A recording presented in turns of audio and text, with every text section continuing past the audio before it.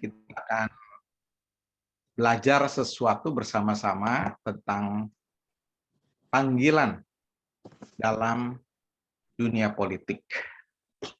Saya akan membawakan topik ini malam hari ini karena nanti ada 3 topik, ada 3 kali, maka nanti minggu depan Fona, rekan kita akan membawakan tentang sharing, tentang pergumulan hidupnya, dan juga bagaimana dia memperoleh kesempatan dari Tuhan untuk masuk ke dalam pergumulan menjadi politisi yang sebelumnya dia bekerja sebagai staf perkantas di Indonesia ini. Nanti yang ketiga kita akan bersama-sama membicarakan tentang bagaimana praktisnya masuk dalam dunia politik dan berkarya di dalamnya. Mari kita berdoa sebentar. Kami berdoa agar Tuhan menolong kami untuk belajar bersama dan buka pikiran dan hati kami, serta Roh Kudus yang bekerja untuk menolong kami mengerti dan juga berdiskusi, supaya misi Tuhan boleh terlaksana lewat kami, Tuhan. Alumni yang Tuhan percayakan kehidupan sampai saat ini. Ampunilah dosa dan pelanggaran kami, sucikan kami dengan darah Yesus Kristus, supaya tidak ada sesuatu yang menghalangi kami diterangi oleh kebenaran firman Tuhan. Dalam nama Tuhan Yesus kami berdoa. Amin. Next, please.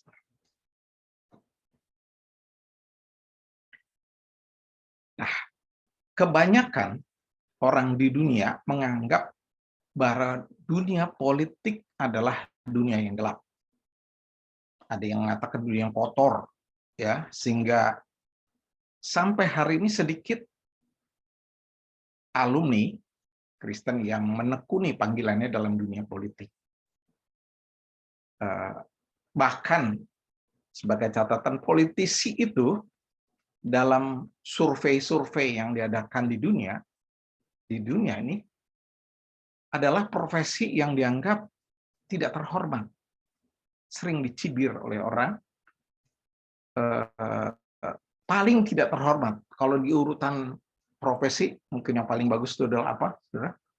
Kalau orang di dunia itu dibilang yang paling bagus itu pendeta atau misionari, pekabar Injil, ya, nanti guru, dokter, nah itu ranking-ranking di atas.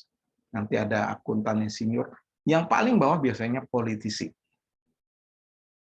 Tapi kebanyakan orang juga sering merasa resah dan marah kalau ada mendapat informasi atau melihat keadaan yang berhubungan dengan sesuatu ketidakadilan atau ketidakbenaran yang terjadi di masyarakat akibat keputusan atau kebijakan politik di negaranya.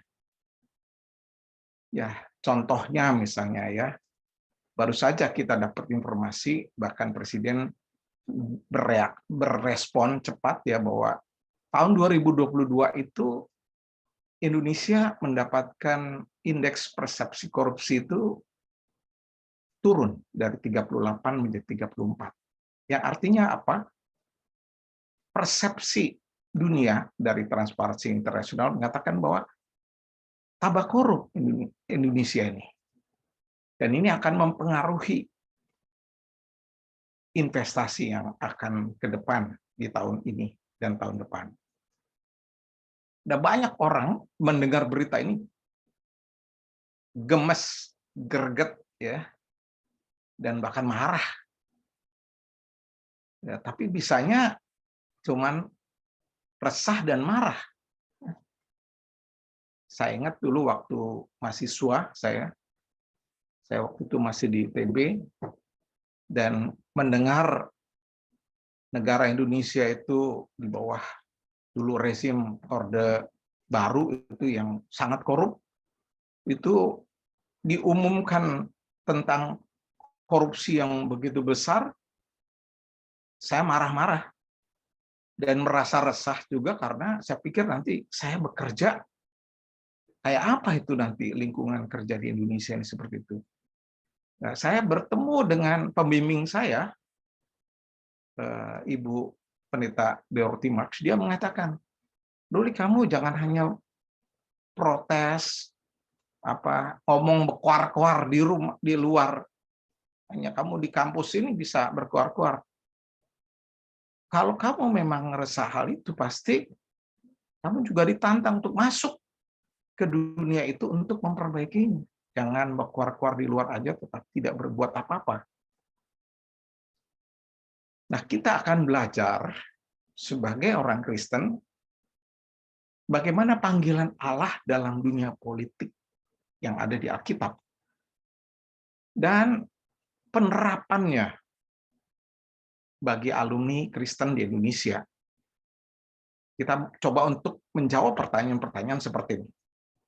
Kenapa sih alumni perlu terlibat secara aktif ya, dalam dunia politik? Bukan hanya baca-baca berita dan sebagainya, tapi aktif dalam dunia politik. Dan apa yang harus dikerjakan ketika alumni sudah hadir dalam dunia politik? Ngapain aja? Dan nanti terakhir kita akan belajar bagaimana alumni bisa berjuang mewujudkan kebaikan bersama, common good, untuk suatu komunitas atau bangsa melalui kebijakan publik yang pasti diputuskan oleh politisi-politisi. Ini yang mau kita pelajari, dan malam hari ini saya akan menerangkan beberapa hal. Kita akan diskusi nanti, ada pertanyaan. Minggu depan nanti Foda akan sharingkan bagaimana pergumulan dia sebagai wanita dan juga panggilan Tuhan yang membuat dia untuk berani masuk ke dalam dunia politik. Dan nanti yang ketiga kita akan belajar bagaimana hal-hal praktis, terutama yang kita akan hadapi nanti di tahun 2023 ini dan 2024, serta pemilu yang selanjutnya. Next.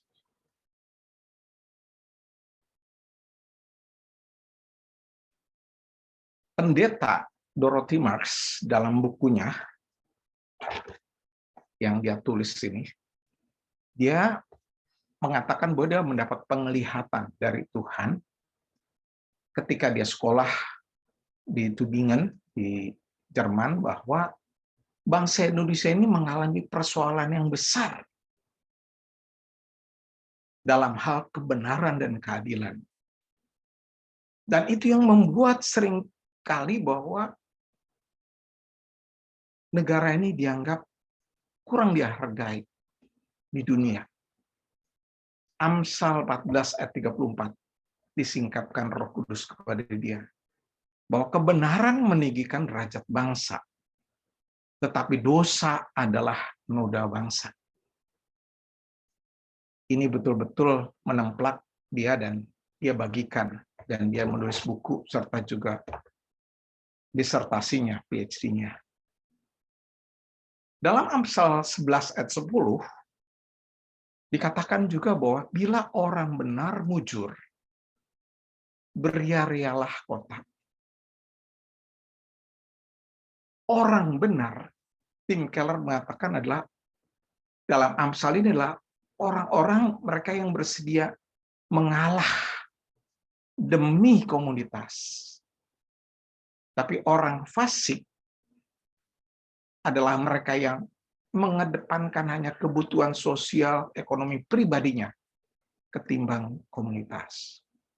Jadi firman Tuhan mengatakan kalau orang benar, orang yang mau mengalah kepada komunitas ketimbang dirinya sendiri, diberkati oleh Tuhan, dia mujur, diberkati Tuhan, maka hidupnya akan berdampak bagi kota, bagi bangsa dan negara, bagi komunitas.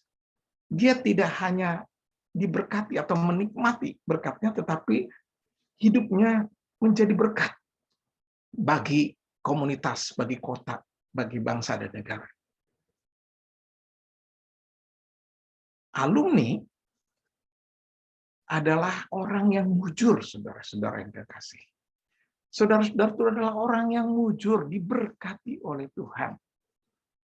Karena apa? Selain saudara sudah mengenal Kristus Yesus sebagai juru selamat dan Tuhan, diselamatkan oleh Tuhan, dan saudara mendapat kesempatan pendidikan tinggi, sementara mayoritas penduduk Indonesia itu hanya berpendidikan rendah. Pertanyaannya adalah, apakah saudara sebagai orang yang mujur diberkati Tuhan, sesudah diselamatkan, diberikan pendidikan yang tinggi, yang jarang sekali di Indonesia ini, apakah saudara mau mengalah demi komunitas? Atau hidup mati-matian untuk diri sendiri? Titiriri mati-matian buat diri sendiri.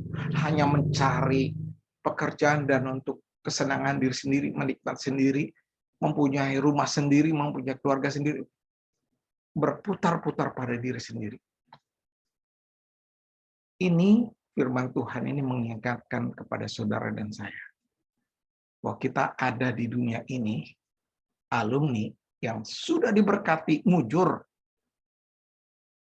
Tuhan ingin kita mengalah hidup kita untuk komunitas kota, supaya sukacita itu boleh dinikmati oleh orang lain di sekitar kita, komunitas, bangsa dan negara kita. Bahkan dikatakan oleh firman Tuhan, mereka beria-ria di kota sampai orang menari-nari karena kehadiran orang benar, orang yang mujur, yang diberkati Tuhan, yang mau mengalah hidupnya, tidak mementingkan diri sendiri, tapi mementingkan komunitas. Ini visi yang dari Alkitab, jelas dalam Amsal. Dan kalau alumni itu berperan di dalamnya, di dalam kota atau bangsa dan negara, dan menyuarakan akan kebenaran yang dari Allah, maka bangsa ini derajatnya akan naik. Tidak lagi dicibir-cibir atau direndahkan oleh bangsa-bangsa lain. Inilah visi yang dari Alkitab yang perlu kita renungkan dan menjadi pemikiran kita ke depan. Next.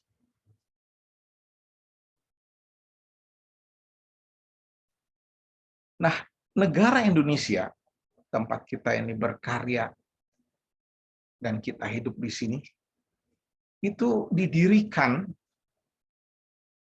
dengan suatu cita-cita, ya, dengan visi yang jelas sekali di dalam pembukaan Undang-Undang Dasar 45, yaitu menjadi suatu negara yang kondisinya seperti apa?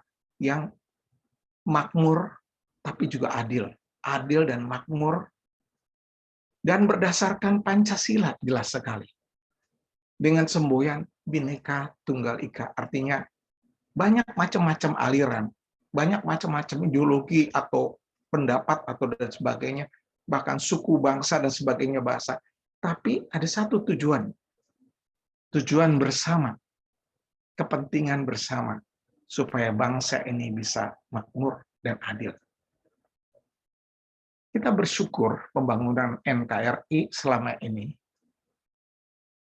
sudah lebih dari 70 tahun, dibangun dengan sejarah awal kemerdekaan, dengan pergulatan-pergulatan yang ada di dalamnya, di Orde Lama, Orde Baru, bahkan Orde Reformasi saat ini. Kita bersyukur bahwa Allah berdaulat, Allah memimpin bangsa ini.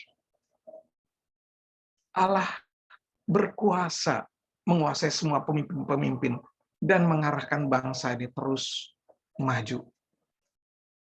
Meskipun kita prihatin, ada masih banyak persoalan tentang kebenaran dan keadilan. Contohnya yang sekarang terjadi.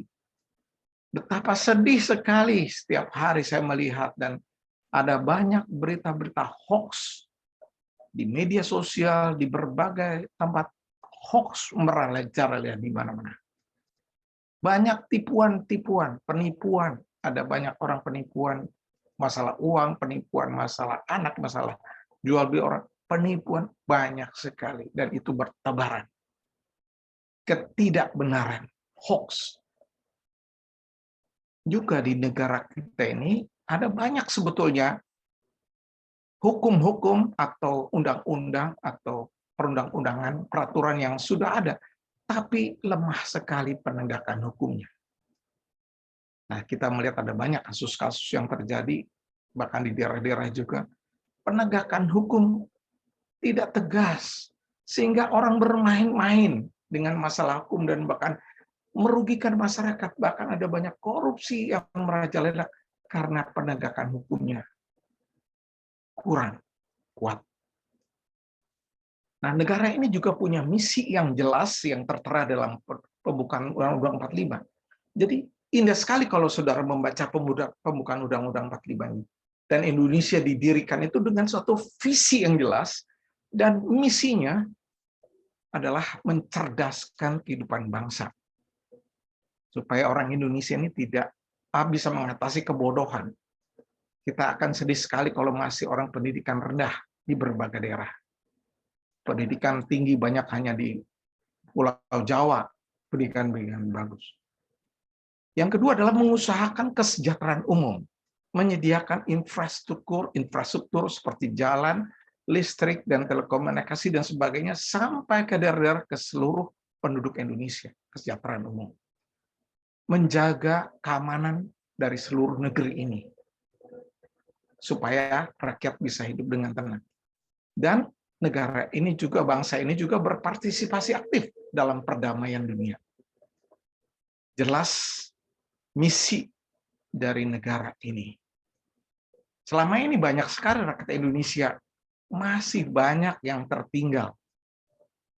Meskipun udah ada banyak kemajuan, tetapi juga masalah kesehatan masyarakat. Masih banyak masalah stunting, kemiskinan, pengangguran. Lebih daripada 20 juta orang penduduk Indonesia.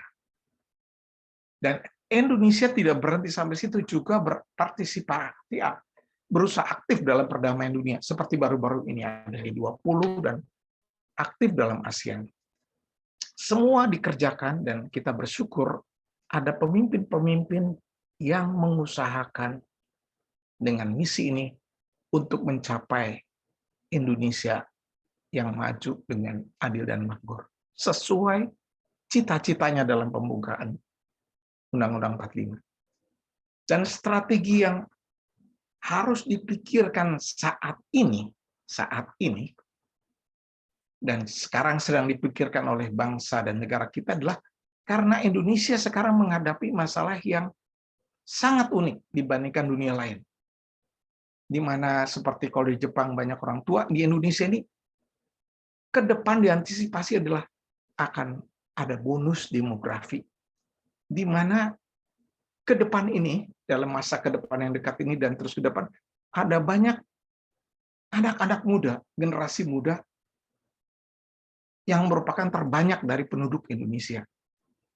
Jadi orang-orang seperti saya ini udah minoritas, kecil jumlahnya, karena sudah tua. Tapi banyak sekali anak-anak muda di Indonesia.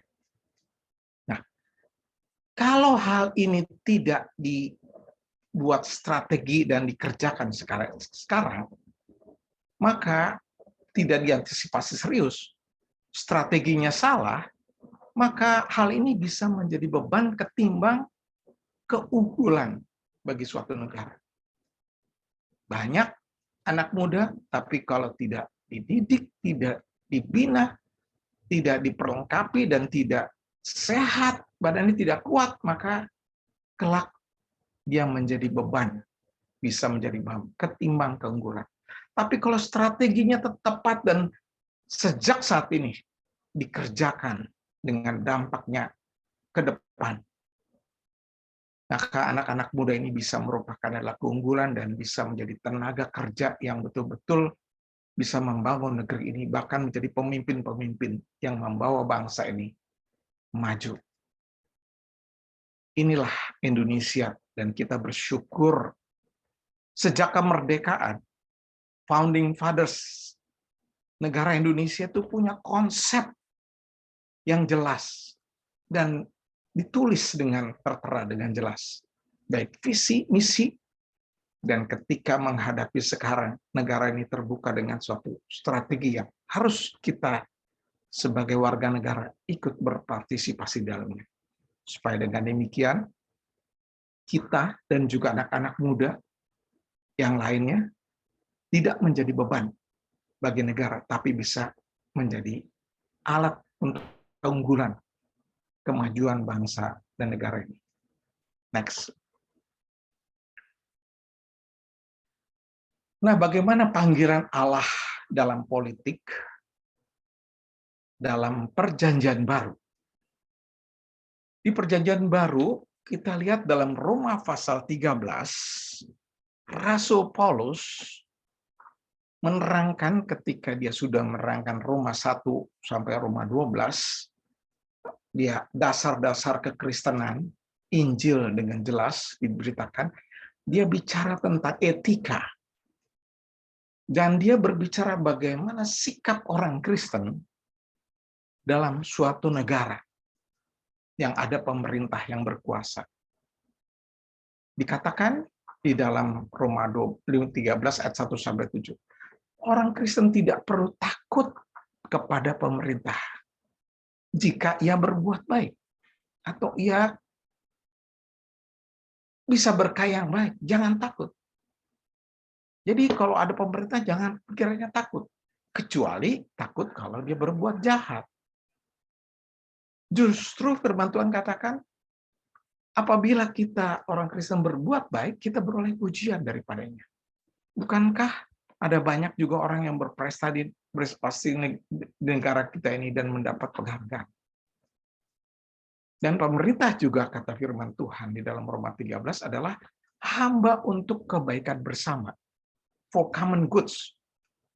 Tuhan izinkan pemerintah ada di setiap negara supaya mengusahakan kebaikan bersama bangsanya.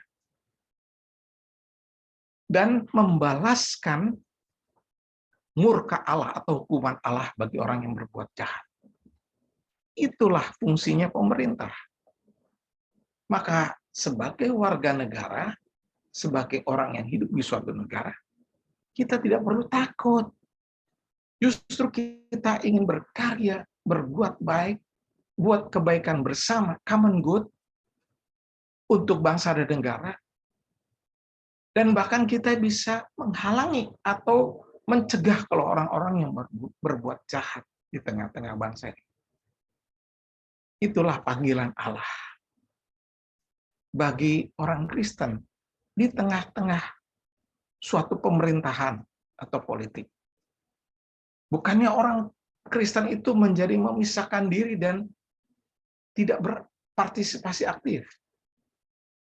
Itu sebabnya, saudara, sejak dulu di Indonesia, sejak dulu sampai sekarang, negara ini nggak pernah takut dan curiga kepada orang Kristen. Karena orang Kristen itu mereka tahu Alkitab dalam Roma 13 ini mengatakan bahwa mereka harus taat pada pemerintah dan tidak takut untuk berkarya. Tidak pernah bercita-cita untuk membuat negara Kristen. Lain perkaranya dengan agama yang lain. Nah, Yesus Kristus juga dalam Matius 6 ayat 10. Dia mengajarkan kita berdoa, doa Bapa kami. Dan dia mengatakan, supaya datanglah kerajaan di bumi seperti di surga. Perhatikan, Yesus mengajarkan muridnya, bukannya muridnya itu karena udah kenal Yesus, kita yang misalnya sudah menerima Kristus sebagai juru selamat, kemudian kita arahnya cepat-cepat ke surga, kita ingin meninggalkan dunia ini cepat ke surga. Tidak, saudara. Tuhan mengajarkan untuk berdoa, dan di dalam doanya adalah supaya kerajaan Allah itu hadir ke bumi, memendaratkan ke bumi, ke dunia ini, supaya nilai-nilai yang ada di surga, nilai kerajaan Allah itu diterapkan di bumi Indonesia ini, seperti keadilan, kebenaran, kesejahteraan, kedamaian, keamanan. Itu yang Tuhan Yesus mau buat murid-muridnya, termasuk saudara dan saya. Jadi jangan kita pikir cepat-cepat kita mau ke surga. Makanya enak kalau langsung cepat-cepat ke surga pikirnya. Tuhan bilang, "Hei, nanti dulu ada tugas ini, menghadirkan kerajaan Allah di bumi Indonesia ini." Panggilan itu bukan untuk mendirikan negara dengan dasar agama Kristen. Bukan. Cita-citanya bukan itu. Bukan juga memakai gereja itu untuk kemudian institusi yang berpolitik praktis gitu. Tetapi Yesus mendorong murid-muridnya itu untuk berkarya menjadi berkat dan terang di tengah-tengah kegelapan dunia ini bagi bangsa dan negara. Terang itu bukan hanya dalam dunia sosial, ekonomi, dalam dunia engineering, keuangan, tapi juga dalam dunia pemerintahan, dunia politik. Itulah panggilan Allah kepada orang-orang Kristen, kepada murid-murid Yesus. Dan kalau kita lihat di Alkitab ada teladan yang jelas sekali ketika Yusuf itu berkarya di Mesir, dipakai oleh Tuhan dalam pemerintahan di Mesir. Daniel, Hananya, Misael, Azaria, dan kawan-kawan bisa berkarya meskipun minoritas, tapi berkarya dengan nyata di kerajaan di Babel. Mereka bisa memberitakan kebenaran dan dipakai oleh Tuhan.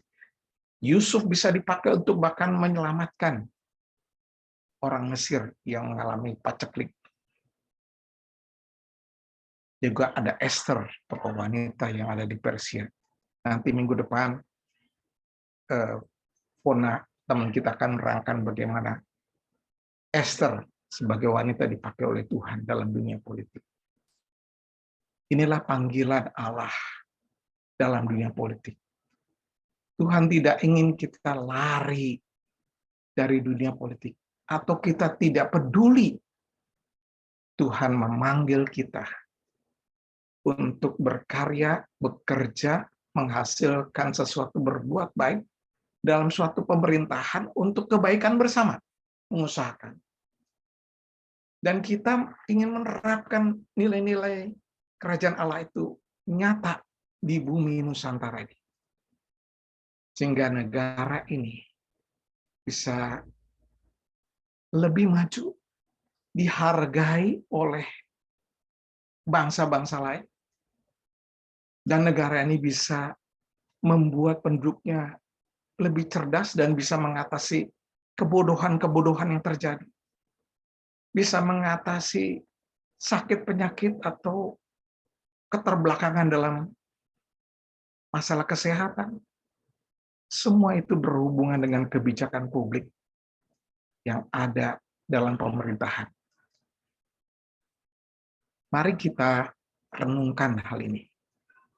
Dan kalau Roh Kudus berbicara pada Anda lewat firman Tuhan ini, pikirkan, doakan kalau Tuhan mau memakai saudara.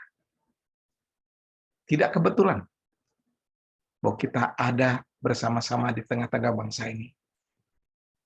Dan bangsa Indonesia ini punya visi dan misi yang jelas. Bahkan Pancasila bisa menjadi satu-satunya pegangan bagi seluruh bangsa Indonesia ini. Itu adalah karya Allah yang membuat negara ini bisa tidak menjadi negara agama. Tidak juga dibawa ke tempat yang ekstrim. Tapi negara ini boleh ada seperti halnya di tengah menurut saya, yang bisa menghargai berbagai macam orang dan terbuka untuk karya dari warga negaranya dalam bidang politik. Mari pikirkan hal ini. Doakan. Lanjut.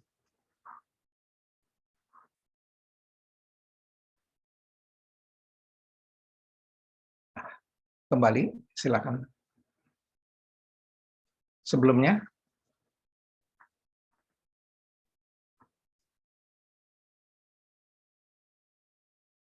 Mohon sebelumnya. Ya, sebentar, Kak.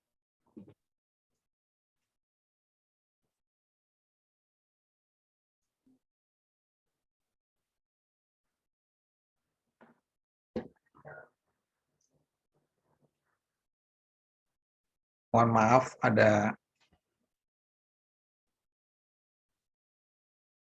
Ya. Kita kembali Yang ya. ini ya, Pak ya. Oke. Yang ini ya. Ya, Oke. ya. Terima kasih. Kita lanjut ya. Nah, bagaimana panggilan Allah bagi alumni Kristen seperti saudara secara spesifik dalam politik? Bisa diperbesar? Kita alumni, mari menyadari, ya, mari kita sebagai alumni menyadari sebagai orang yang selected people atau orang yang terseleksi dari penduduk Indonesia, kita orang-orang yang sudah terseleksi dalam penduduk Indonesia, itu sebagai kader pemimpin, dan kita sudah menikmati pendidikan tinggi, mari kita menggumulkan panggilan kita sebagai pemimpin di masyarakat, termasuk dalam dunia politik, untuk menjadi berkat dan terang bagi bangsa dan negara. Saya kira sebagai alumni kita ada banyak sekali yang sudah dikerjakan. Alumni Kristen banyak berkarya dalam bidang swasta, di bisnis-bisnis banyak, juga sebagai abdi negara, sebagai ASN sudah banyak yang masuk di dalamnya. Bersyukur untuk hal itu. Juga ada orang yang di bidang NGO, non-government organization atau LSM dan berbagai. Nah, kita juga perlu menyadari bahwa Tuhan itu mengizinkan kita dan memberikan kita kesadaran untuk kita mengambil bagian dalam bidang politik. Supaya kita juga alumni menjadi berkat bukan hanya sebagai ASN atau PNS atau di swasta, tapi juga masuk ke dalam dunia politik. Nah, ketika alumni itu menyadari bahwa ini panggilan dari Tuhan, tidak cukup kita di luar, tapi harus masuk ke dalam sistem politik di negara ini. Ya, saya ingat dulu pembimbing saya, Ibu Dorothy Mars, bilang, kamu jangan berkuar-kuar aja di luar, masuklah ke dalam. Kalau kamu nggak senang dengan korupsi, masuk ke dalam dan kamu ikut memberantas korupsinya. Saya ditantang untuk masuk dan akhirnya saya mendoakan dan saya masuk di PLN. Dan terus sampai pensiun saya memikirkan bagaimana mengurangi korupsi yang ada di negara ini. Masuklah ke dalam sistem politik itu. Tidak bisa hanya di luar, tidak hanya kita koar-koar di bidang di WA dan sebagainya. Tidak cukup itu, tapi harus masuk ke dalam sistem politik supaya kita bisa ikut mewarnai, ikut mengendorse, ikut untuk memperjuangkan. Kalau kita tidak masuk ke dalam sistemnya, maka ada banyak orang lain yang tidak benar mewarnai sistem politik itu dan akhirnya semakin gelap dunia politik itu. Ada seorang yang mengatakan, kenapa suatu tempat itu gelap? Karena the absence of light. Suatu tempat itu gelap karena tidak hadirnya terang. Dunia politik akan makin gelap kalau orang-orang Kristen yang dikatakan oleh firman Tuhan sebagai terang itu absen masuk ke dalam dunia atau sistem politik. Jadi jangan kita marah-marah atau kita resah, tapi kita tidak berbuat apa-apa. Mari kita sebagai terang itu hadir masuk ke dalam sistem politik itu. Khususnya di Indonesia ini kita bersyukur.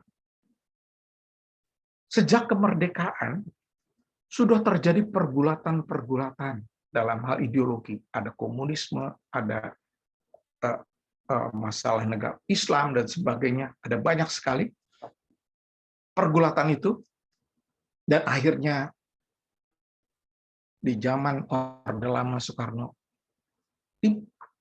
diputuskan akan Pancasila dan tidak lagi untuk memegang banyak lagi ideologi.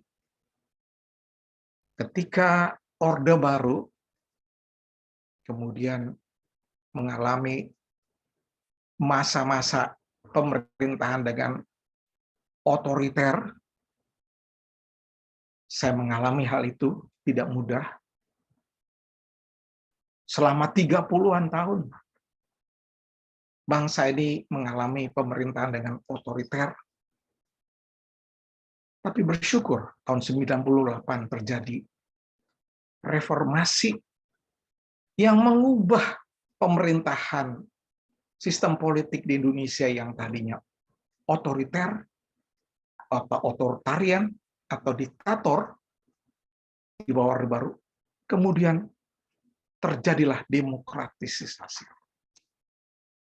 Demokrasi diberikan kesempatan kepada warga negara Indonesia untuk berkarya dan masuk ke dalam sistem politik.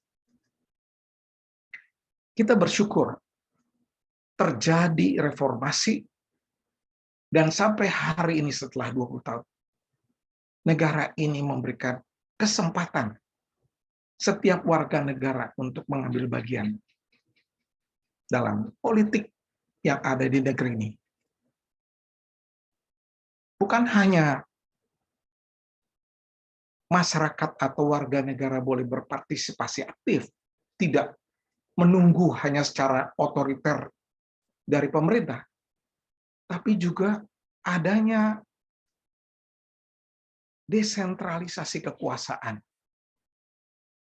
Reformasi mengamanatkan adanya desentralisasi kekuasaan tidak hanya di pemerintah pusat, seperti halnya sebelumnya, tetapi ke daerah-daerah. Makanya di daerah-daerah sekarang, bupati dan sebagainya diberikan kekuasaan. Ada banyak kekuasaan yang sudah didesentralisasi ke daerah-daerah. Itu sebabnya ini kesempatan yang diberikan oleh Allah bahwa alumni yang sudah tersebar ke daerah-daerah itu bisa mengambil peluang dengan reformasi yang terjadi di negeri ini, membuka ruang-ruang buat eksekutif dan legislatif di daerah-daerah. Bersyukur sekali kalau Perkantas sudah hadir di berbagai daerah di seluruh Indonesia, seluruh provinsi, bahkan mungkin di kabupaten. Bukankah reformasi yang membuka demokratisasi dan desentralisasi ini membuka peluang buat alumni untuk berkarya, berperan dalam pemerintahan daerah. Jadi jangan saudara pikir bahwa semua negara ini banyak dari pusat, sudah banyak yang didesentralisasi kekuasaan itu. Bahkan uang-uang juga sudah ditransfer ke daerah, bahkan sampai desa-desa pun sekarang diberikan sekitar 1 miliar untuk bisa mengembangkan sendiri. Tidak lagi dari pusat untuk diarahkan. Nah, dibutuhkan banyak sekali alumni muda dan khususnya alumni wanita. Dibutuhkan oleh partai-partai politik yang saat ini ada. Kenapa? Karena banyak partai politik yang tidak punya kader, tidak melakukan kaderisasi. Alpa akan kaderisasi. Ketika mau pemilu seperti sekarang itu, mereka mencari-cari kader. Yang paling gampang adalah kalau yang sudah ada, pikir dia, termasuklah. Nanti dilihat-lihat alumni yang sudah selama ini berkarya. Orang-orang muda, termasuk wanita-wanita, karena memang dibutuhkan adanya jumlah tertentu, kuota dari parlemen, supaya jumlah daripada yang wanita itu bisa bertambah. Mereka ini harus berani sekali lagi harus berani terjun ke dunia politik. Nggak bisa cuman hanya orang yang takut-takut atau ya bimbang-bimbang. Harus punya keberanian masuk dan menggunakan talentanya dalam berbagai bidang, cara berpikirnya dia, dan sebagainya, dan mengandalkan hikmat dari Roh Kudus. Saya tekankan sekali ini sebenarnya.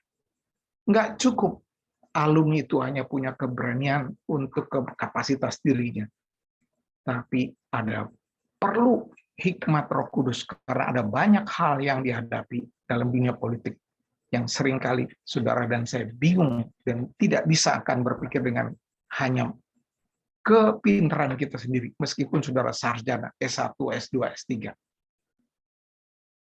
Perlu hikmat dari Roh Kudus. Alkitab katakan, Yesus katakan, kamu itu diutus seperti domba di tengah-tengah serigala. Tapi kamu jangan khawatir, jangan kamu takut kalau kamu ada di tengah-tengah itu. Karena ketika kamu mengalami pressure, tekanan, atau kamu kejepit di situ, dikatakan Roh Kudus akan memberikan pertolongan kepadamu. Hikmat, bahkan apa yang perlu Anda katakan. Nah, sejak zaman kemerdekaan Republik Indonesia tahun 1945, ada banyak sebetulnya tokoh-tokoh Kristen yang berperan bahkan di dalam kemerdekaan, seperti halnya Dr. Limena. Ada banyak sejak kemerdekaan. Tapi masalahnya setelah kemerdekaan bahkan sampai di era reformasi ini, di mana kesempatannya terbuka untuk ada demokrasi dan desentralisasi di mana alumni bisa berperan nyata, kita prihatin, saudara. Sampai saat ini itu banyak daerah tertinggal, daerah yang miskin, justru adalah kantong-kantong Kristen. Ini keprihatinan berat sampai hari ini, seperti halnya NTT. Di mana alumni, di mana orang Kristen, di mana orang-orang dari gereja-gereja, para gereja, ketika kantong-kantong Kristen justru mengalami ketertinggalan, miskin, dan kurang terdidik. Seperti di NTT dan di Papua. Bukankah ini, kalau saudara mendengar ini dan memikirkan ini panggilan politik, saudara. Panggilan untuk terjun dalam dunia politik yang nyata. Tanpa kebijakan daerah yang pro terhadap orang-orang miskin dan pro terhadap orang-orang yang bodoh di suatu daerah. Nggak akan berubah situasinya. Yang terakhir. Next. Nah, tantangan buat kita saat ini adalah alumni bersyukur. Ya, kita bersyukur sudah melewati pandemi dan sekarang sudah mulai ke arah endemi, ya. Kalau Tuhan mengizinkan kita bisa melewati pandemi ini, karena ada banyak orang yang meninggal, wafat, lebih dari jutaan,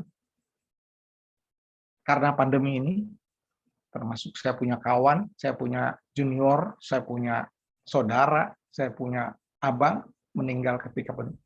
Kalau Tuhan masih izinkan kita melewati pandemi ini, yang sudah 3 tahun yang sangat deadly, menyeramkan ini, kita masih diperkenankan hidup sekarang oleh Tuhan, pastilah ada tugas panggilan untuk dikerjakan.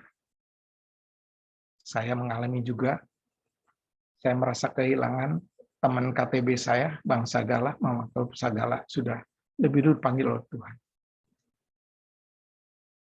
Tapi dia sudah menyelesaikan tugasnya. Saya yang sakit jantung didoakan oleh istri Bang Sagala, malah disembuhkan lagi sekarang. Berarti saya bilang, Tuhan, ada tugas yang perlu dikerjakan. Kalau Tuhan masih memberikan kepada saudara kesempatan melewati pandemi yang 3 tahun yang menyeramkan, yang membahayakan itu.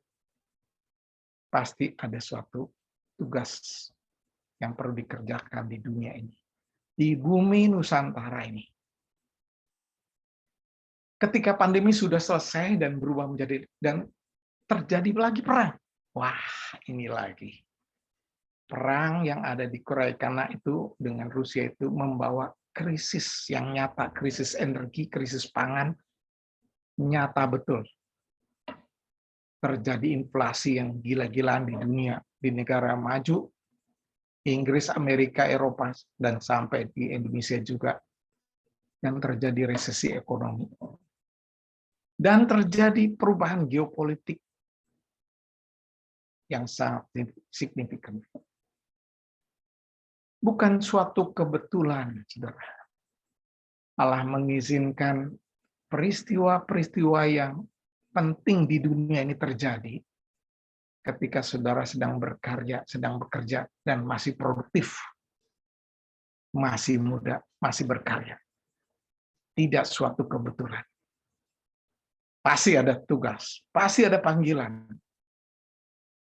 yang Tuhan ingin kerjakan kepada saudara dan saya. Nah, Indonesia memasuki tahun politik di tahun ini, tahun 2023, menjelang pemilu tahun 2024. Bukan hanya terjadi situasi ekonomi resesi dan sebagai krisis energi, tapi tahun ini tahun politik yang akan membuat orang juga was-was, khawatir, dan sudah memulai memikirkan apa yang akan terjadi di tahun ini. Tapi juga harus memikirkan, diperlukan banyak politisi yang bisa justru masuk di tahun depan ketika masih tahun 2024 dan bahkan pemilu yang akan datang 2029.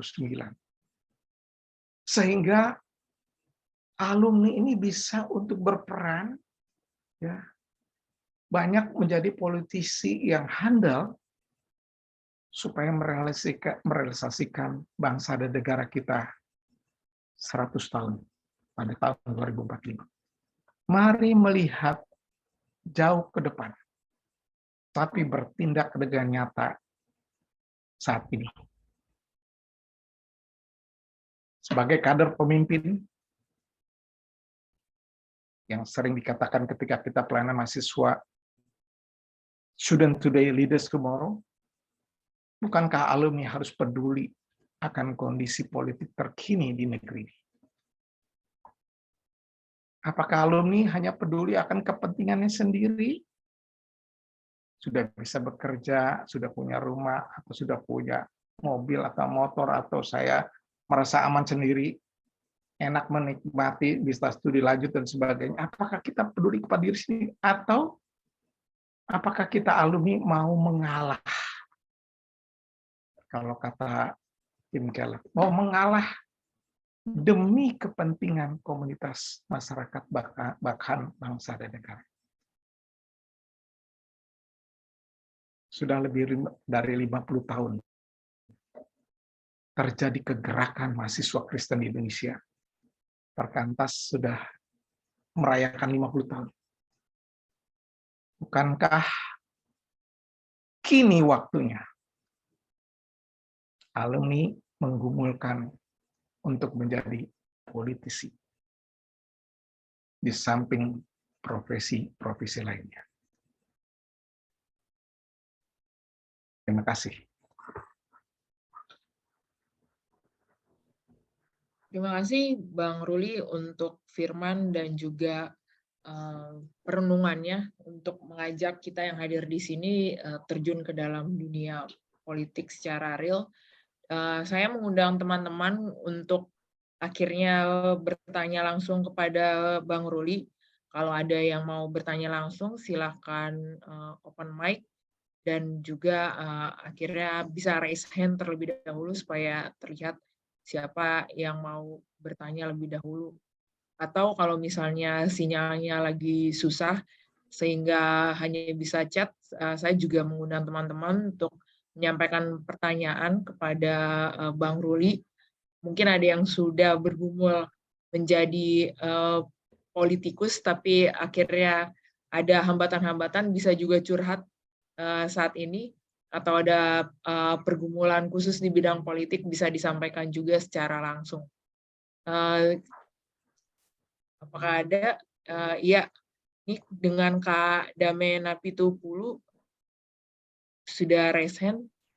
Bisa silakan langsung, Kak, untuk open mic dan bertanya kepada Bang Ruli.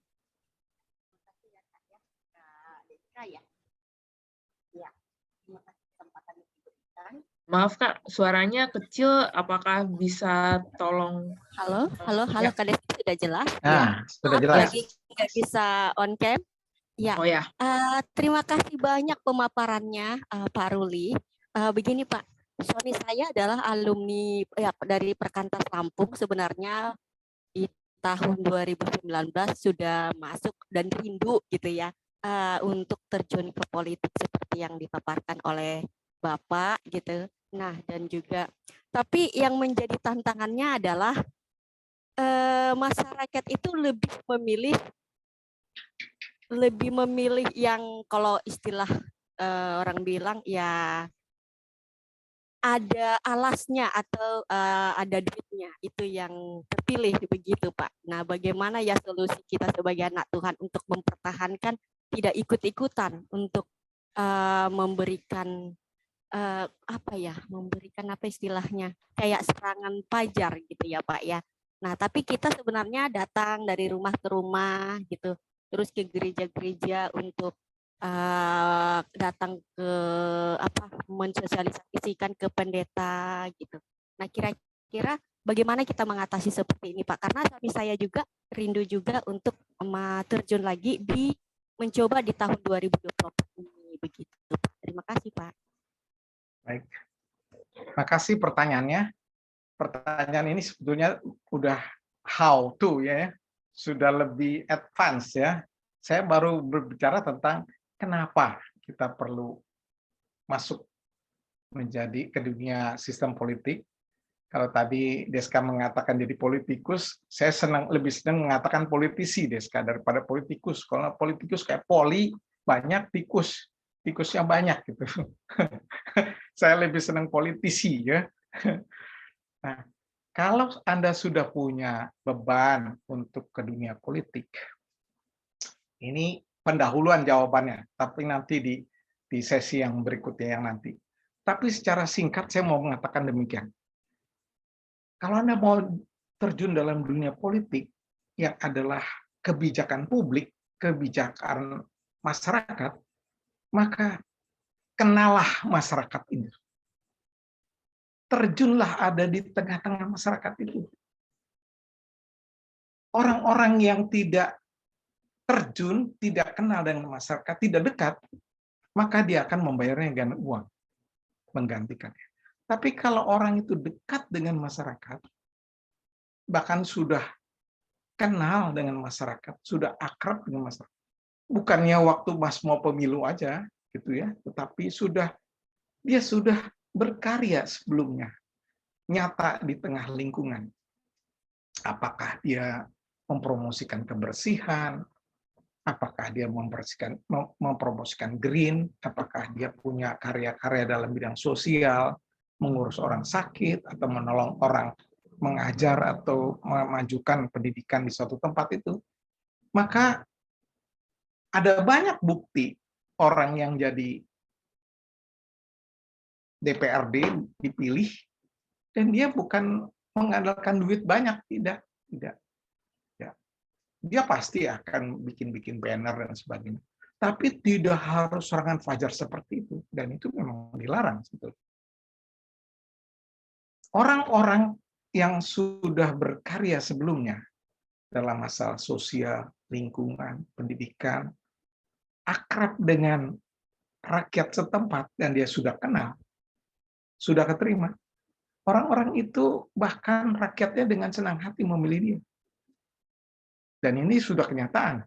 Bagi suatu teman, kami sudah pernah mengadakan Zoom meeting dengan beberapa tokoh politik, dan dia orang Kristen, jelas dia bilang, karena dia sudah dekat dengan masyarakat, sering menolong orang untuk membuat sumur di daerah itu yang susah. Akhirnya mereka, bahkan partai politik itu yang melamar dia untuk mohon dia masuk ke salah satu partai politik. Dan dia bahkan didukung sekali oleh masyarakatnya. Dia nggak perlu membayar uang lagi karena dia sudah menjadi berkat sebelumnya kepada orang masyarakat itu. Orang masyarakat itu yang merasa berhutang sama dia. Jadi sejak saudara sekarang itu kalau mau terjun ke dalam politik, mulailah dari sekarang dekat kepada masyarakat. Saya sayang sudah tua, baru untuk jadi ketua RT dipilih. Dan ketika saya jadi ketua RT 2 periode, 2 kali 3 tahun, saya dekat sekali dengan masyarakat. Mereka cinta sama saya. Karena saya urusin mereka. Bahkan di tengah pemilu yang mereka susah, di tengah pandemi, kami menolong mereka. Menolong orang-orang yang susah, yang kena sakit, kita ketua RT-nya. Dan kita menolong kebersihan lingkungan. Dan bagaimana mengatasi supaya kesegaran lingkungan di kompleks perumahan. Kita menolong orang-orang itu untuk mengurus surat-surat, kalau dia mau menikah dan sebagainya. Orang-orang itu bahkan bilang sama saya, Pak, apa Bapak bisa nggak ngusulin aja jadi anggota DPR dan sebagainya. Karena dia itu merasa bahwa dia sudah tersentuh hatinya. Kalau orang yang sudah tersentuh hatinya, dia sudah merasakan pelayanannya, dia nggak akan minta uang. Tapi orang-orang yang tidak mempersiapkan karya sebelumnya, biasanya itu yang harus mereka mengadakan serangan fajar. Demikian, makasih. Terima kasih banyak, Pak. Terima kasih, Pak. Sangat menyentuh, sangat memberkati, Pak. Silakan yang lain. Terima kasih, Bang. Makasih juga Kak Dame. Ini ada satu pertanyaan dari Kak Luce, tapi mungkin ini lebih minta pendapat Bang. Jadi Kak Luce menyampaikan di politik bukan hanya gerakan satu orang, tapi golongan. Dan kehadiran politisi itu juga mewakili partai politiknya. Bagaimana kalau prinsip kita berbeda dengan kelompok kita atau partai politik kita? Bukankah kita juga akan terlibat dengan kondisi yang ada, jadi bukannya membawa perubahan, tapi malah ikut arus dan tidak membawa perubahan. Mungkin minta pendapatnya, Bang. Di dunia ini, orang Kristen selalu ditempatkan oleh Tuhan, dan bahkan seperti halnya Rasul Paulus, itu sebagai minoritas, ya, termasuk tokoh-tokoh yang tadi kita bilang seperti Yusuf, Daniel, itu tidak sesuai semua sama apa yang dia yakini. Sebagai orang Kristen, dia nggak sesuai. Tapi kalau dia bisa menghidupi kehidupan yang terus menyembah Allah, yang tadi kita di depan, hidup yang dengan doa, hidup yang terus dekat dengan dan mengandalkan Roh Kudus, maka meskipun sistem itu menekan, tapi tidak akan menghancurkan. Bahkan dia bisa, sebagai yang kecil, bisa menjadi berkat. Saya bagikan sedikit ketika saya masuk ke dunia pemerintahan, bukan di dalam parlemen. Saya ditantang untuk masuk ke pemerintahan, sehingga saya masuk menjadi pegawai negara. Ketika itu, saudara, yang namanya korupsi itu, wow. Investasi dari World Bank dan ADB, Asian Development, itu mengatakan bahwa 30% itu dari investasi yang ada itu dikorupsi. Jadi dari 30% yang utang itu hanya 70% yang jadi barang. Bahkan ketika saya masuk di PLN itu, listrik yang diproduksi itu bisa dinikmati masyarakat itu hanya 70%. Yang 30% itu dicuri, dan ada banyak orang yang bermain yang tidak beres. Nah, kita memang masuk di dalamnya dan kita diutus ke dalamnya Kita memang diutus untuk ke tempat yang kotor, yang gelap, supaya menerangi, supaya membersihkan. Kita sebagai sapu yang ngebersihin atau sebagai lilin yang menerangi. Kalaupun partai tempat kita itu masuk di dalamnya nanti punya pendapat yang berbeda, disitulah kepemimpinan saudara akan diuji.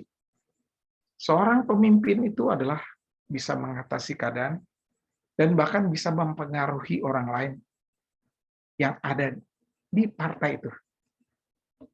Mula-mula dia mungkin menjadi kroco atau anak buah yang kecil, tapi lama-lama dia bisa mempengaruhi orang lain, sehingga bukannya dia yang dilibas, tapi dia malah menjadi champion.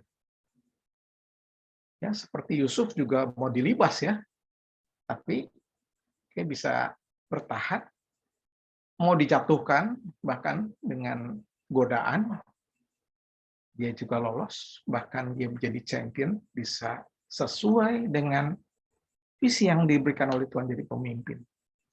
Juga Daniel. Saudara, apa yang ada di Alkitab itu bukan teori belaka. Itu adalah kenyataan, bukti teladan. Kalau saudara dan saya adalah sebagai orang Kristen yang beriman, percaya bahwa Tuhan itu mengutus saudara ke dalam dunia yang seperti ini, kita tidak akan dilibas. Karena kita akan bisa mempengaruhi yang lebih besar. Jangan takut masuk ke dalamnya. Andalkan Roh Kudus, persiapkan dengan baik sejak dini. Tuhan memberkati. Terima kasih Bang untuk jawabannya. Ini juga ada tanggapan dari Kak Maya di chatting. Kak Maya menyampaikan harus memiliki warna. Mau hasilnya yang berbeda, lakukan dengan cara berbeda. Mewarnai bersama Kristus itu keren, meskipun babak belur sedikit. Betul, saudara ya. Kalau kita itu masuk ke dalam suatu negara yang seperti Indonesia ini, meskipun kita ini dikatakan minoritas, ya, katakan minoritas, kata orang Kristen itu jumlahnya sedikit. Tapi kalau kita berani tampil beda, ada bukunya tuh di Perkantas ya, berani tampil beda, itu betul-betul adalah langsung terlihat.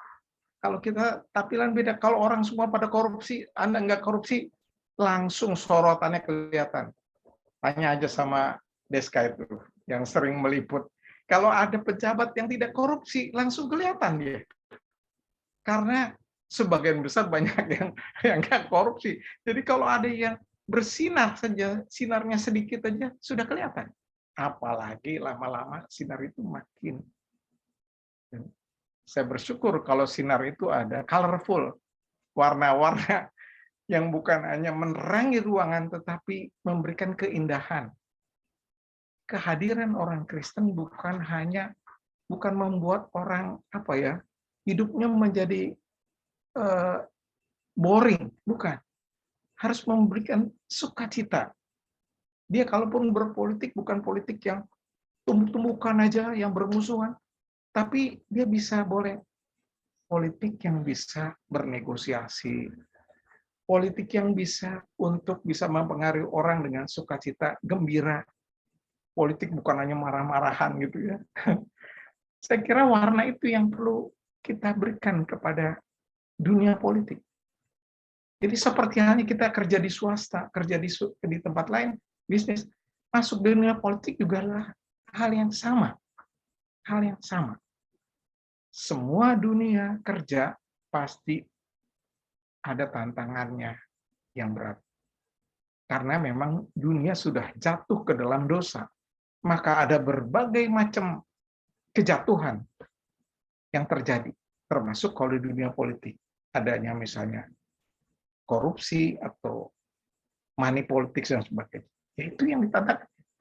Saudara kemanapun, saudara pergi ke dunia manapun, saudara bekerja pasti akan menghadapi tantangan.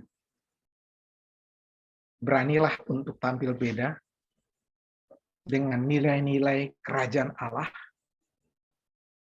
yang saudari yakini dari ajaran Yesus, dan itu akan bersinar, bahkan memberikan colorful yang sukacita kepada orang ketika orang masuk dalam dunia.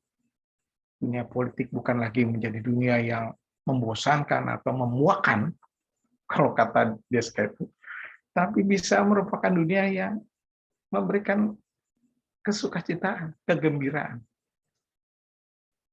Jangan takut tampil beda. Terima kasih. Makasih Bang. Saat ini ada juga yang nggak takut untuk bertanya, udah raise hands, Bang Maurits Panggabean. Abang kan ya? Iya, saya kenal ini. Silakan. Halo Bang Ruli. Wah, Halo, selamat malam di sini. iya. Sorry nih Bang, ini mau lagi di kantor, jadi saya off cam Bang ya. Ya, udah mau pulang juga ini jemput anak. Pertanyaan ini Bang. Silakan.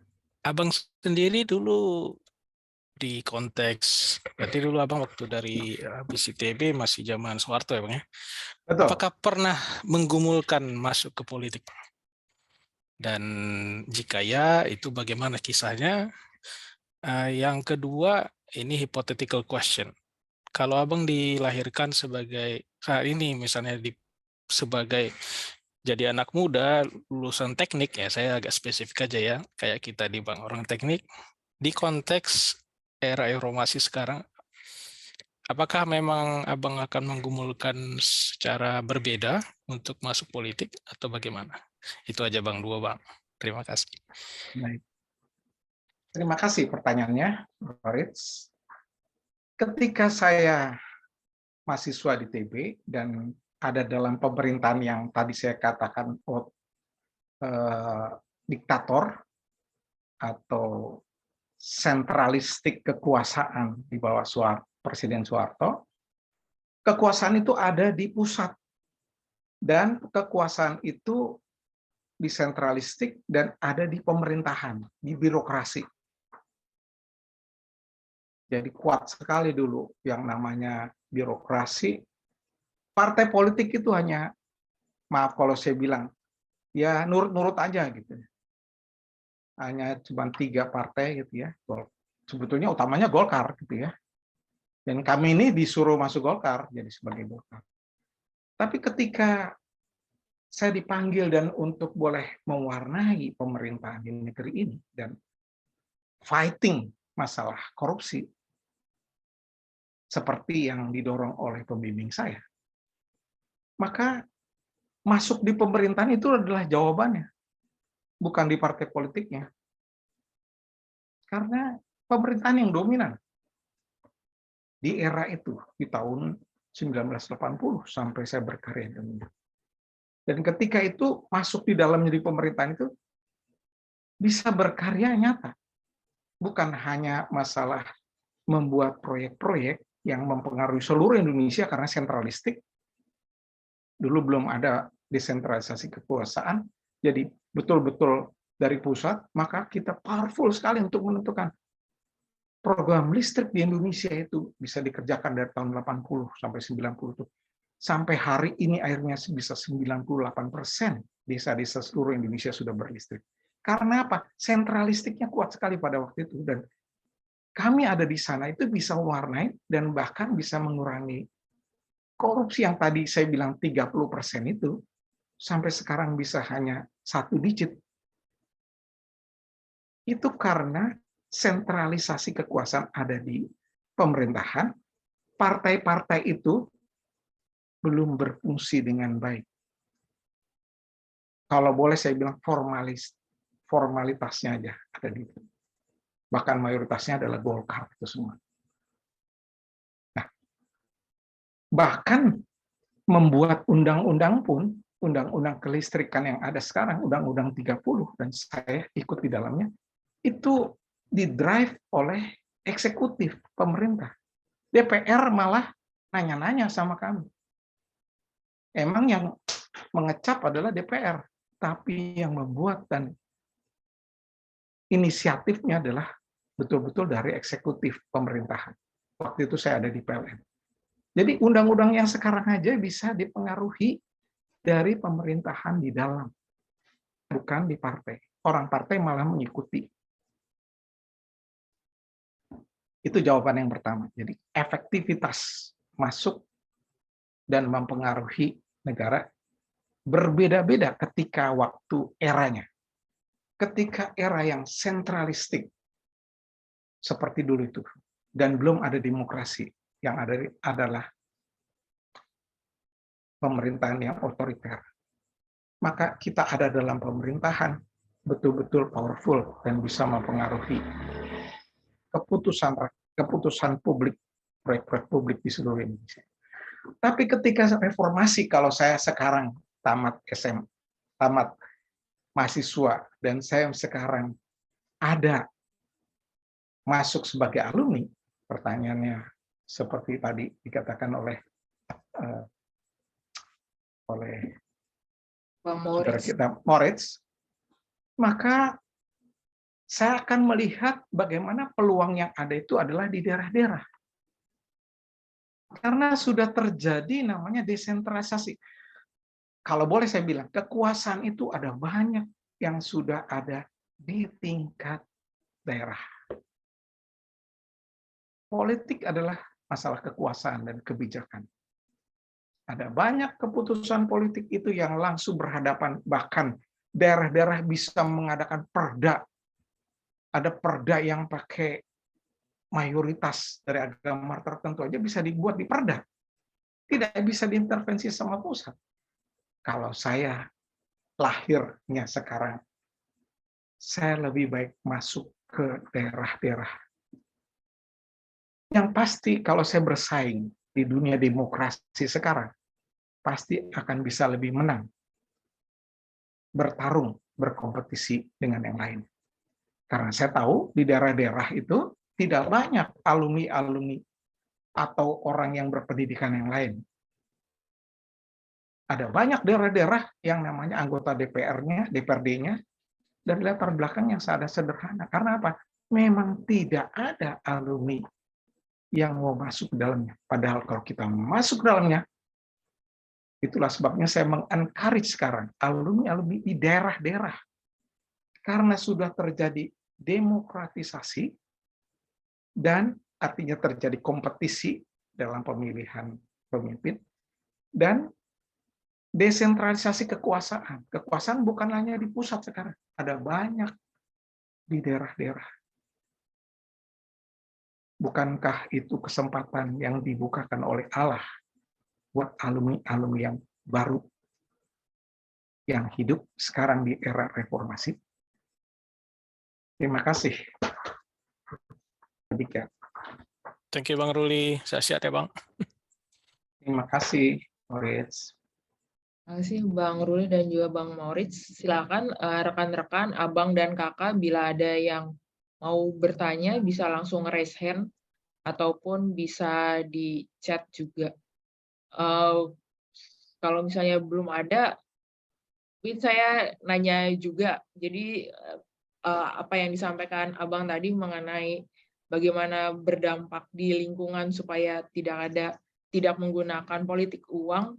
Saya ingat pas di kampus gitu selalu dibilang apa kontribusi kamu di bidang politik yang paling minimal, setidaknya menggunakan hak pilih saat pemilu ataupun pilkada. Tapi menurut saya dari penyampaian Bang Ruli itu bahkan nggak nyampe minimal, itu udah minus kayaknya. Itu bukan kelakuannya orang Kristen, katakanlah kayak gitu, itu kelakuan warga negara Indonesia seperti pada umumnya. Tapi kalau menurut dari kacamata Bang Ruli, ada nggak sih strata minimum sampai maksimalnya bagaimana orang Kristen itu berperan sebagai apa gitu? Apakah minimumnya harus jadi ketua RT, atau maksimumnya harus jadi presiden, atau seperti apa gitu Bang? Baik. Saya kira ini pertanyaan yang sangat praktis ya. Mulai dari mana gitu kan ya, kalau memang mulai berkontribusi. Yang pasti adalah kalau kontribusi itu mulai dari hal yang kecil dan sederhana. Betul nggak? Ya kan? Kecil dan sederhana. Bisa dikerjakan. Nggak usah yang jauh-jauh. Nggak usah yang jauh-jauh. Jadi kalau saudara punya passion Saudara melihat ada orang di pinggir jalan itu terus kemudian tidak berpendidikan, atau saudara lihat ada orang kelaparan, saudara punya hati untuk itu, do it, just do it. Kerjakan itu. Kalau Roh Kudus menggerakkan Anda untuk berbuat sesuatu, misalnya di tempat lingkungan saudara itu kotor, banyak terjadi banjir karena banyak kotoran. Saudara punya digerakkan Tuhan untuk bersihin itu, gitu. Bersihinlah solokan itu, ajaklah orang untuk kerja bakti. Ayo yuk kita kerja bakti yuk, kita bersihin. Lingkungan, mulai dari lingkungan sekitar. Ya. Kemudian bisa naik lagi dari lingkungan sekitar, jaga kebersihan. Tadi ya, sederhana sekali itu kan ya. Jaga kebersihan, lingkungan, menanam pohon supaya lebih green dan sebagainya. Itu hal yang sederhana bisa dikerjakan dan tidak usah nunggu-nunggu itu. Besok juga mulai kita kerjain bisa itu. Ya kan? Jadi mulailah dengan hal yang kecil, sederhana, tapi berdampak bagi, kalau boleh saya bilang, kebaikan bersama. Jangan kita hanya mengurus rumah kita sendiri, ya, nggak peduli sama tetangga atau ini perumahan, kota kita. Ya. Coba, maukah kita mengalah, kata Tim Keller, kepada lingkungan untuk mengusahakan kebersamaan. Jangan kita menjadi picik, mati-matian buat diri sendiri. Waduh, Tuhan tuh rugi banget kayaknya ya, udah nyelamatin kita, udah mati dan bangkit buat kita dikasih pendidikan tinggi, diberkati sama Tuhan, tapi hidupnya cuma mikirin diri sendiri. Aduh, hidupnya hanya kecil dampaknya. Tuhan ingin dampak sosial, mulai dari perumahan, ada kota kita ya. Ketika saya mengurus jadi ketua RT, ada daerah yang banjir. Nggak ada yang mau peduli tadinya. Saya datengin orang yang di situ sampai bilang, Pak RT nih, saya udah pusing nih. Gitu ya. Akhirnya kemudian kami mengurus pelan-pelan. Akhirnya sampai ke Wali Kota Depok. Wali Kota Depok ternyata bilang, terima kasih Pak, ada yang menyampaikan. Dan mereka memerintahkan ke PU untuk membuat saluran yang baru di tempat kami. Dan dikerjakan, mereka bilang, kenapa selama ini nggak ada? Karena nggak ada yang menyampaikan, Deska. Karena itu harus membutuhkan tenaga kan, ada ngirim surat, mula-mula ke kelurahan, habis itu ke atas lagi, akhirnya ke Kota Depok. Tapi ketika itu kita kerjakan, itu levelnya udah naik tuh, dari levelnya RT RW naik sampai ke kota, ya nggak, Kota Depok. Coba deh kita lakukan hal yang mulai dari hal yang sederhana sampai naik ke kota. Ada banyak orang bilang sama saya, Pak Ruli kenapa tinggal di Depok? Kenapa nggak di Jakarta aja? Di Depok nggak banyak juga orang Kristen. Terang itu harus ada di tempat gelap supaya kita bisa menerangi. Saya nggak gampang memang. Saya bilang saya dipanggil sama Tuhan supaya bisa bekerja sama orang-orang dari PKS, ya, membuat sampah-sampah yang ada di Depok itu diolah. Karena sampah itu merupakan masalah masyarakat demi kepentingan bersama, ya enggak? Kalau kita mau aja punya passion untuk ngurus sampah aja, sampai ke kota nanti bisa, bakat sampah itu bisa diolah. Sekarang dikerjakan itu sama teman-teman dari PKS. Kalau kita sudah mulai makin punya pikiran yang besar, nanti kita mulai kebijakan yang lebih besar. Tadinya RT RW lingkungannya, kemudian membesar ke kecamatan kita, bahkan ke kota mulai pikir kota. Kan firman Tuhan tadi bilang ya kan, orang benar, ya, mujur, beria-rialah kota itu. Supaya bagaimana orang di kota kita. Nah, seperti Deska, di Jakarta, mari membuat orang di Jakarta beria-ria karena kehadiranmu. Apa aja yang kecil yang ada di lingkungan, mau sungai yang ada di tempatmu itu kotor atau nggak benar, mau masalah tanaman, mau apa passion kita. kepedulian kita pada lingkungan. Masalah apakah ngajarin orang yang nggak berpendidikan. Ya, saya pernah ngajarin bahasa Inggris gitu kepada orang-orang yang berjilbab-jilbab gitu, ada, saya pernah. Dan mereka berterima kasih sekali. Sekarang istri saya ngajar jahit kepada orang-orang yang umum. Kenapa? Karena ada banyak orang yang susah hidupnya, banyak pengangguran, mereka sekarang mau belajar. Ternyata yang mau belajar Deska dari mana? Ada orang dari Jakarta Selatan, dari Tangerang. Belajarnya ke Depok, belajar jahit dengan istri saya. Padahal cuma jahit. Tapi ada orang banyak yang butuh di tengah pengangguran yang banyak ini dan krisis ekonomi. Butuh ditolong. Mulailah dari perkara yang kita punya passion, kita punya talenta, just do it. Terima kasih, Deska. Terima kasih Bang untuk jawabannya. Saat ini juga ada Bang Ringkot Sihotang yang nge-raise hand. Silakan Bang untuk bertanya langsung kepada Bang Ruli. Oke, terima kasih Kak Deska sama Mang Guru ya, Mang Guru Simanjuntak, Mang Guru Ruli. Ini Bang, pertanyaan pertama untuk pandangan aja nih. Politik ini jahat nggak sih? Gitu ya. Politik, namanya Dijawab politik. aja langsung tidak. Sudah itu, dijawab. Oke, ini kan dari sisi rohani ya, rohani. Enggak, dari sisi ilmu juga enggak jahat. Ilmu enggak jahat. Yang namanya politik kan. Nah, politik. Yang jahat itu manusianya, bro. Itu satu. Kan karena ada faktor kepentingan kan. Dari sisi gereja dan dari sisi ini kita lah kan ya. Terus kemudian yang dasarnya kenapa dibilang kayak itu? Saya orang Dairi, Pak. Ang Guru. Dairi, terus ya agak ke kampung lah ya, pedalaman di sana dan besar di sana. Terus kemudian di sana tuh lebih besar itu Pentakosta ya, gereja-gereja Pentakosta. Tuhan. Iya, Pentakosta. Nah, yang saya ini garis bawahi, Pentakosta ini dari awal itu dari sekolah minggu sampai ya ke pemuda lah ya. Karena memang saya besar di Pentakosta, ini masih tabu dengan politik, gitu ya Pak ya. Nah, ke sini lebih ke sini lagi, mereka ketika sudah besar ya, yang tadi sekolah minggu, pemuda gitu, ketika berhubungan dengan politik gitu, pesannya kayak langsung batinnya menolak gitu kan ya. Apalagi ini garis bawah lagi, karena memang kita belajar lah ya, penelitian juga lah istilahnya. Karena memang sumber dayanya, SDM-nya memang masih ya rendah lah namanya di sana, beda dengan Jakarta dan ya kampung kita lah ya gitu. Nah, pertanyaannya? Iya, cuman dari sisi itu bagaimana kita merubah pandangan ini? Bukan dari segi perlakuan lah ya, karena memang kita lakukan misalnya sesuatu aja, itu kita dilihat tampil di depan aja, itu udah konsepnya pasti politik, gitu.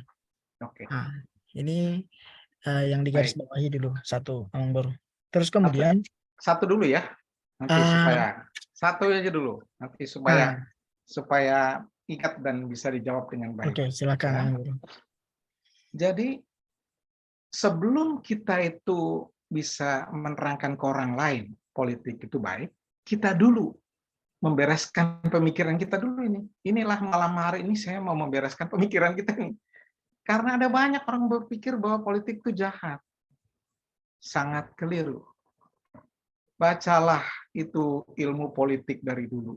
Dan ada orang yang di perguruan tinggi seperti Deska ini belajar di Sospol. Ya, sosial politik sampai doktor dan sebagainya orang. Dan politik itu dikerjakan dari zaman dulu sampai sekarang, dan kalau saudara baca Alkitab sampai nanti itu di dunia yang baru itu ada pemerintahan. Pemerintahan itu bukan sesuatu yang jahat. Yang jahat adalah manusia yang dosa, udah jatuh ke dosa. Saudara bukan hanya masuk ke politik, ke perusahaan swasta pun di situ banyak jahat juga orang. Saudara masuk ASN pun jahat juga. Saudara masuk di kampung pun banyak orang jahat juga sih. Yang namanya dunia ini sudah jatuh ke dalam dosa. Semua dunia jatuh ke dalam dosa. Dunia apapun. Dunia apapun. Dunia musik, dunia saudara jurnalistik, ya, dunia apapun. Itu selama saudara di dunia udah jatuh ke dalam dosa.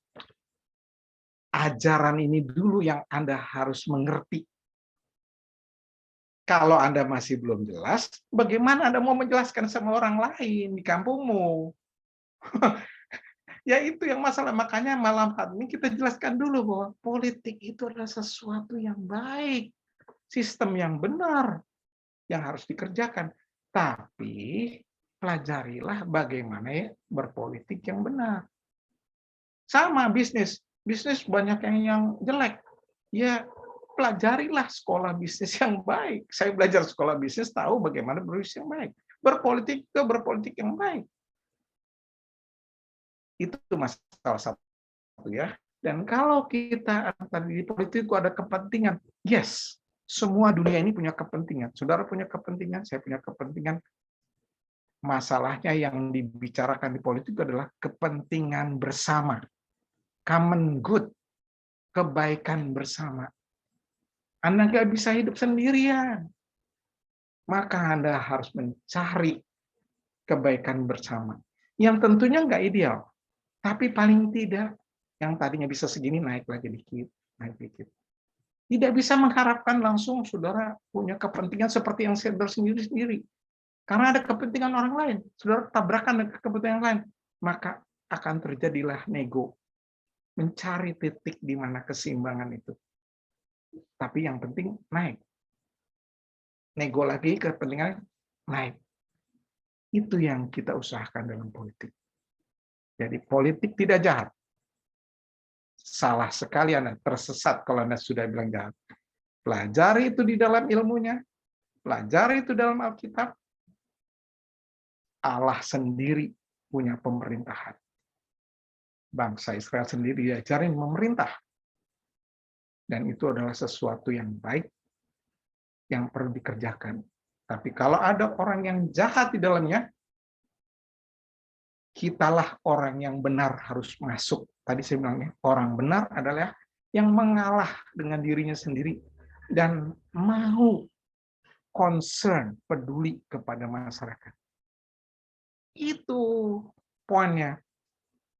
Ketika saudara peduli kepada orang di kampungmu, terus kemudian saudara orang itu curiga sama saudara, ini mau main politik.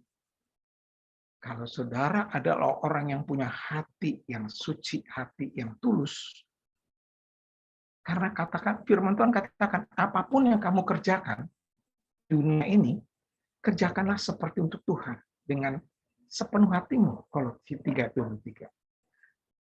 Jangan takut, jangan khawatir, jangan minder kalau saudara itu punya hati yang jujur, tulus, dan memuliakan Tuhan.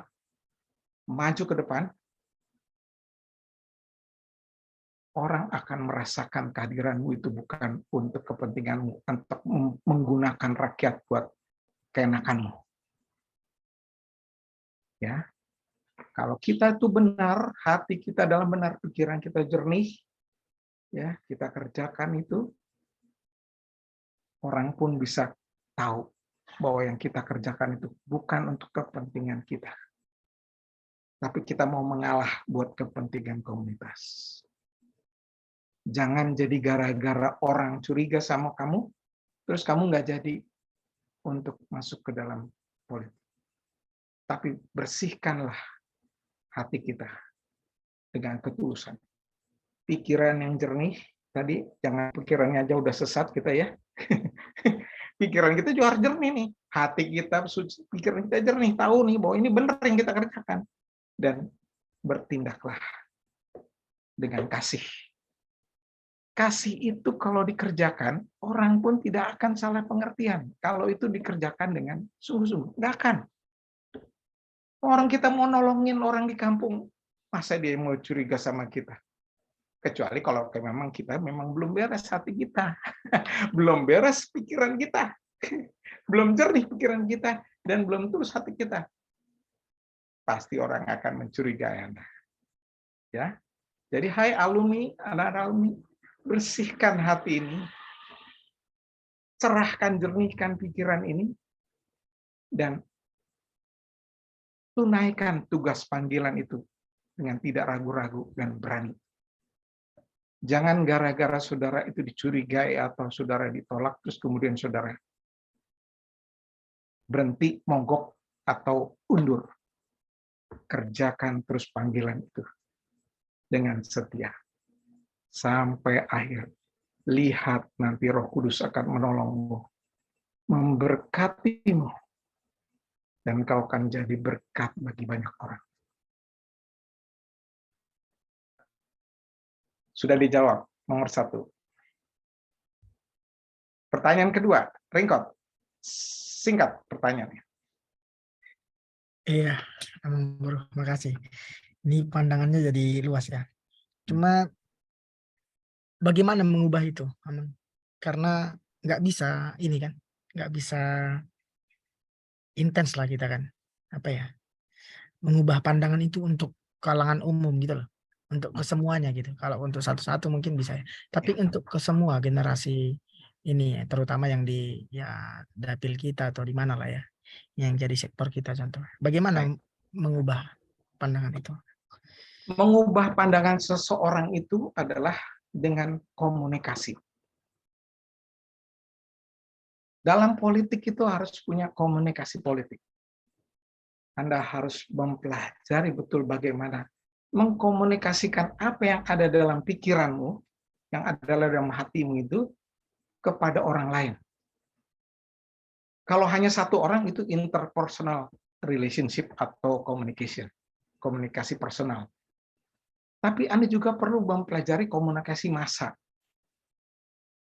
komunikasi kepada banyak orang, supaya Anda bisa mempengaruhi pikiran orang. Nah, ini Bang Ruli lagi mempengaruhi pikiran orang nih, sekarang nih. Saya lagi mempengaruhi nih. Dan ini saya kerjakan bukan sehari 2 hari, sudah puluhan tahun. Dan saya mempelajari. Saya bukan tiba-tiba bisa ngomong seperti ini, tidak. Saya mempelajari. Anda pun perlu mempelajari bagaimana berkomunikasi, mempengaruhi orang lain. Dengan apa? Membuka pikiran orang lain. Ya. Anda malam ini merasa dijernihkan nggak pikirannya? Itu kan pasti adalah ada sesuatu yang dibersihkan. Ada hati yang disentuh supaya Anda bergerak sesuai dengan apa yang panggilan Tuhan itu mau. Itulah yang perlu Anda kerjakan. Jangan berhenti untuk hanya langsung lihat tantangan besar terus kemudian saudara menyerah. Pemimpin itu adalah orang yang mempengaruhi. To lead is to influence. Bagaimana mempengaruhi orang itu adalah kalau di dalam dunia modern ini pakai pikirannya dibuka. Anda harus bisa menerangkan dengan sederhana, kasih contoh, itu bro ya, kasih contoh, teladan. Kalau Tuhan Yesus itu kasih perumpamaan, itu seperti tanaman. Itu dia sedang membuka pikiran orang. Contohlah bagaimana Yesus mempengaruhi orang. Saya belajar mempengaruhi seperti Yesus mempengaruhi. Karena Injil itu harus dikomunikasikan. Nilai-nilai kerajaan Allah harus dikomunikasikan. Kita harus mempelajari, mengkomunikasikan supaya bisa mempengaruhi dengan nilai-nilai kerajaan Allah dengan Injil, supaya pikiran orang terbuka dan hati orang mau menerima. Inilah pesan daripada misi Tuhan kepada kita orang percaya. Terima kasih. Silakan Deska, yang lain. Terima kasih, Ang Baru, penjelasannya. Terima kasih, Diska. Terima kasih Bang Ringkot. Kirain mau ada pertanyaan ketiga. Jangan. Ada yang lain? Ini habis. ya silakan teman-teman bila ada pertanyaan lain, tapi ini di chat ada Kak Maya yang kembali memberikan respon. Ini merespon tadi pertanyaan Bang Ringkot, disamakan dulu persepsinya. mengapa sampai mengatakan politik itu jahat, sama ya seperti yang tadi dijelaskan oleh Bang Ruli, dan juga Kak Maya merespon mengenai cara berkomunikasi. Intrapersonal dulu aman, interpersonal pasti aman. Jadi bertahap ya Bang komunikasinya. Kalau Untuk bisa mulai dari personal, habis itu kelompok ya, kelompok kecil, misalnya ada komunitas kecil gitu ya. Mula-mula Anda bisa pengaruhi ya, kayak kelompok ibu-ibu, kelompok anak muda, karang taruna, gitu-gitu. Masuk di dalamnya. Kalau udah komunitas kecil bisa, mulai Anda punya namanya mimbar. Mimbar itu bisa mempengaruhi yang lebih banyak. Mulai dari yang kecil, tapi terus meluas. Terima kasih, Des. Ada yang lain, Des? Sudah selesai? Sepertinya sudah tidak ada lagi, Bang, dan juga dari Kak Lucia tadi menyampaikan memang kalau misalnya tidak ada pertanyaan lagi bisa langsung ditutup.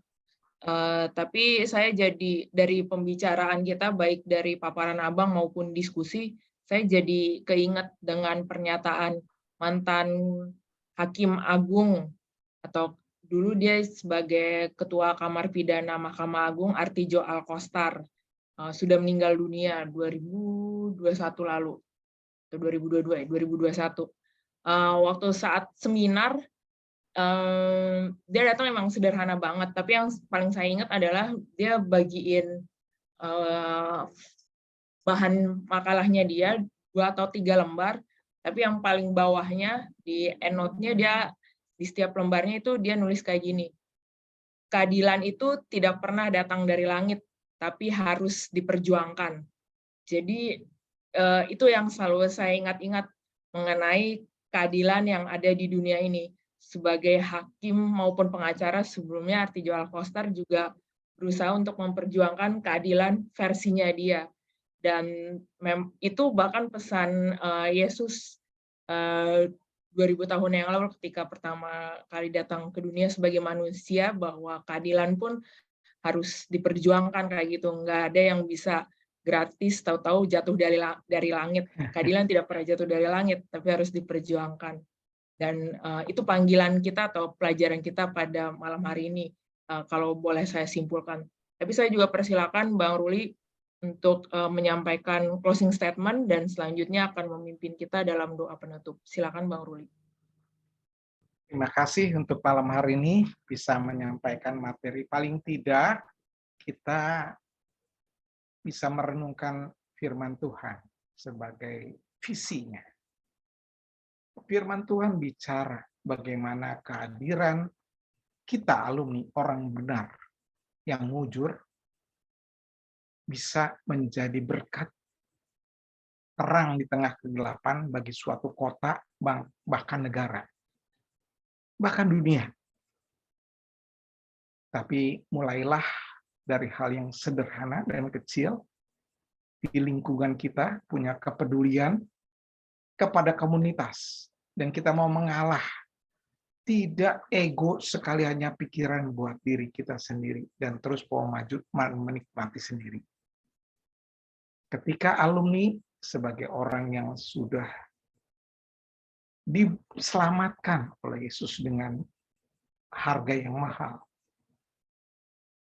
bahkan diberikan kesempatan untuk menempuh perguruan tinggi yang sangat langka di Indonesia ini.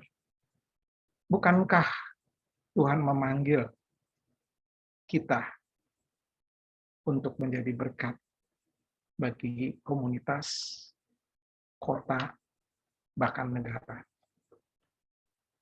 Jangan keraskan hati kita atau pikiran kita jadi cepat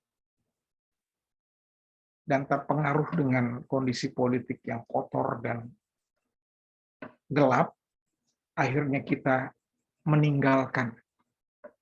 Justru kita perlu hadir sebagai terang, menghadirkan nilai-nilai kebenaran, keadilan, kesejahteraan bagi kepentingan bersama. Bersyukurlah Indonesia ini oleh Tuhan sejak kemerdekaan terus dilindungi belas kasihan Tuhan.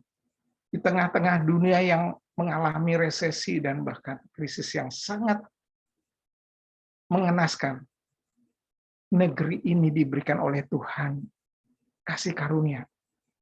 Tidak mengalami krisis resesi yang dahsyat, masih bisa bertahan seperti kita ini.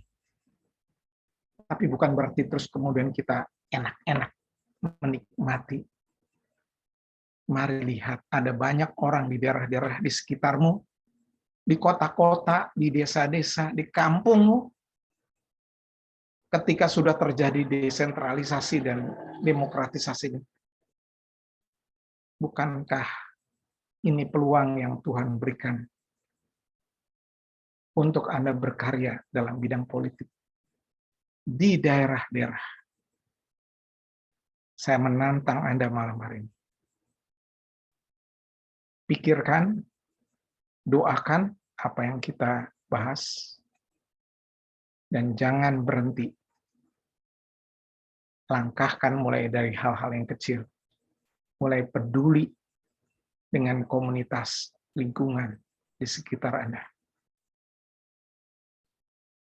Minggu depan, kita akan lanjutkan dengan Pona yang akan saya dampingi untuk bicara tentang sharing pergumulan pribadinya dia.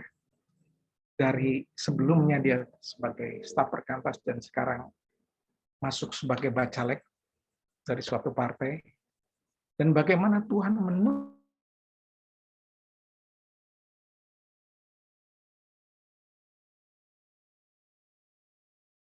tapi biarlah boleh di-sharingkan minggu depan. Termasuk dia akan nanti sharingkan bagaimana tokoh wanita Esther. Karena seperti tadi yang saya katakan, dibutuhkan lebih banyak wanita masuk dalam dunia politik. Saudara, kalau pria masuk dunia politik kerjanya berantem terus, memang sering kali. Tapi kalau ada wanita, wanita itu kerjanya merawat. Lain, saudara, langsung lain. Dan dunia ini banyak mulai wanita memimpin, dan dunia ini di DPR, di DPRD pun bahkan di partai-partai yang membutuhkan wanita-wanita. Mari minggu depan ikuti untuk sharing wanita Kristen yang masuk dalam dunia politik dengan pergumulannya, dengan contoh dari Alkitab. Mari kita berdoa. Tuhan Yesus, terima kasih atas karya-Mu di dalam hidup kami. Sejak mahasiswa, Engkau menolong kami, memberkati kami.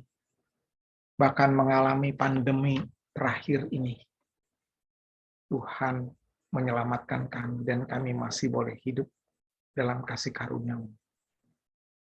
Kami bersyukur, Tuhan. Engkau masih mengizinkan kami bisa berkarya, bahkan di negeri kami, yang Tuhan jagai sejak kemerdekaan sampai hari ini.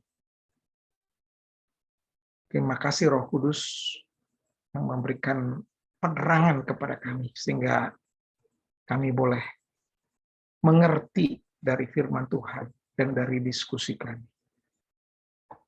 Tolong kami Tuhan ke depan, supaya kami bisa menggumuli lebih dalam lagi, lebih serius dalam doa dan pengetahuan kami, networking kami, bahkan kami boleh belajar bertindak dengan mulai yang nyata, kepedulian buat lingkungan, komunitas di sekitar kami. Kami serahkan ke dalam tangan Tuhan apa yang kami pelajari malam hari ini. Tolong Tuhan, karena Engkau yang menyempurnakannya, dan kalau ada yang keliru, biar Tuhan yang akan menghapuskan dosa-dosa kami, kesalahan kami. Dan tolong kami minggu depan, kami bisa melanjutkan pembicaraan topik kami ini, sehingga kami boleh mempersiapkan yang lebih baik. Terpujilah Engkau dalam nama Tuhan Yesus kami berdoa. Amin. Terima kasih.